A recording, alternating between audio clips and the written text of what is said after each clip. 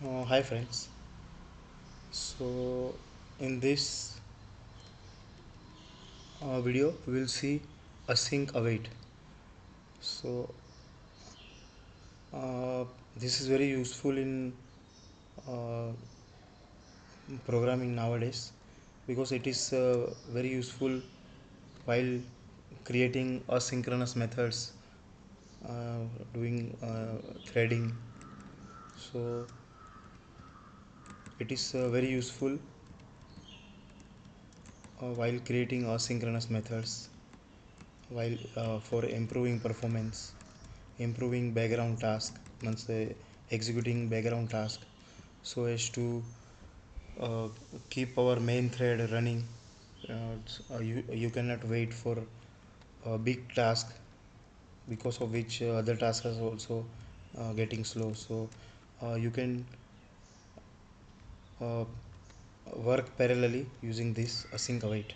Okay, so they are just we can see they are just keywords or say markers which are useful to make method async or say asynchronous, and or to wait for a specific task to get complete. Okay, so uh, whenever you want to make method asynchronous, you can assign async keyword in method, and you can use await keyword to wait for a specific task to get complete.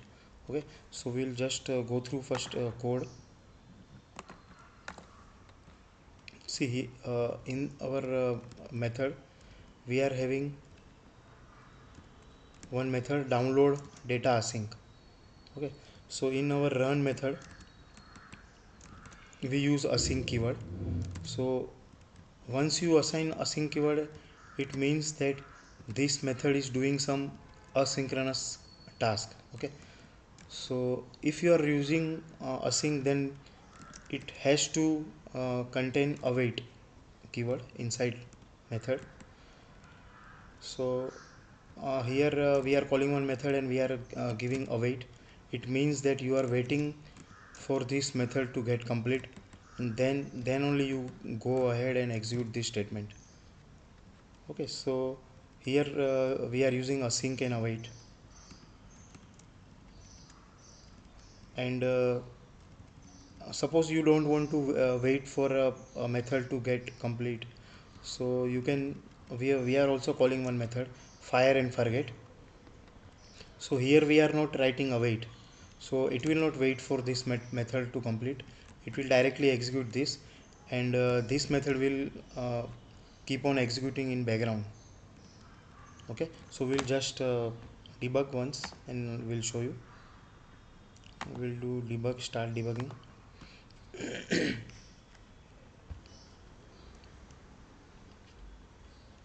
Okay, so we will call our run method here, say continue. Now see, uh, we'll press F10 and we'll execute this statement. Once you execute this statement, it will wait for this method to get complete. We will see this method also first. Okay, in this method we are having console write line downloading some data. Okay, you can add whatever code you want here, and we are doing just task delay 3 seconds. 3000 millisecond means 3 seconds. So here it will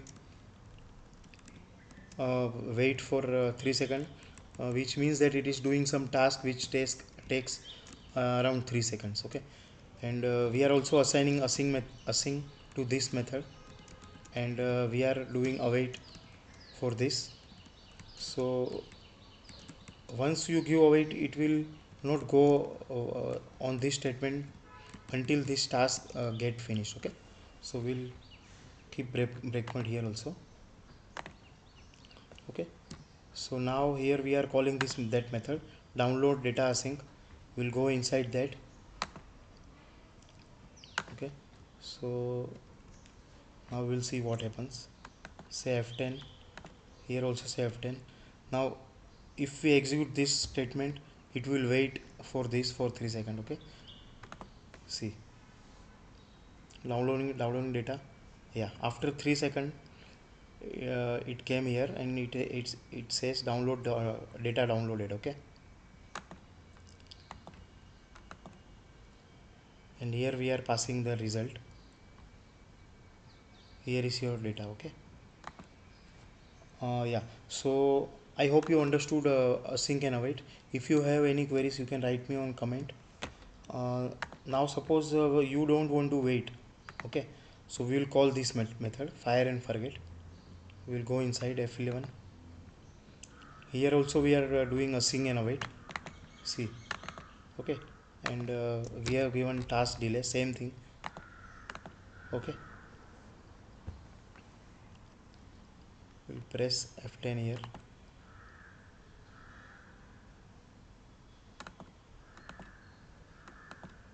Okay, so see, this is over now.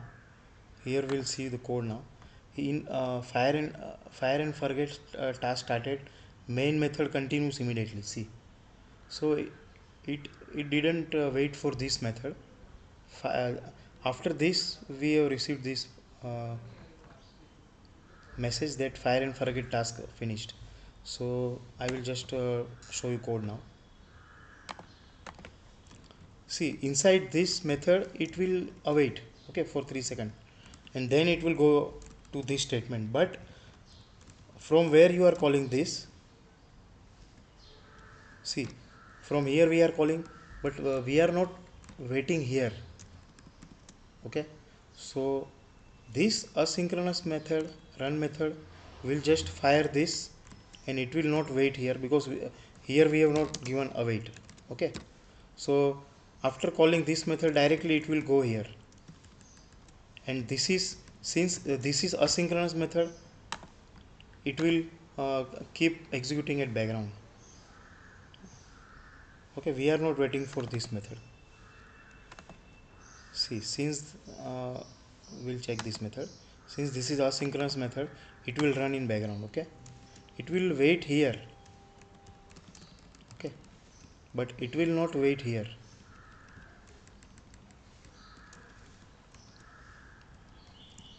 Okay, so this is main uh, how we implement async and await.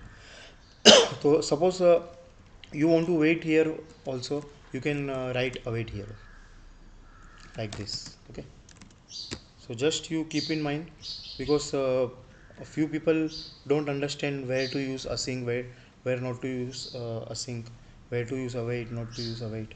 So this is very clearly I have shown you that if you want to wait here, you can give await here. Okay, and method should be async, then only you can give await. Okay friends, I hope you understood this async and await. They are very useful while developing multi-threaded application, or while creating asynchronous operations. Okay, okay friends, thank you very much. Bye.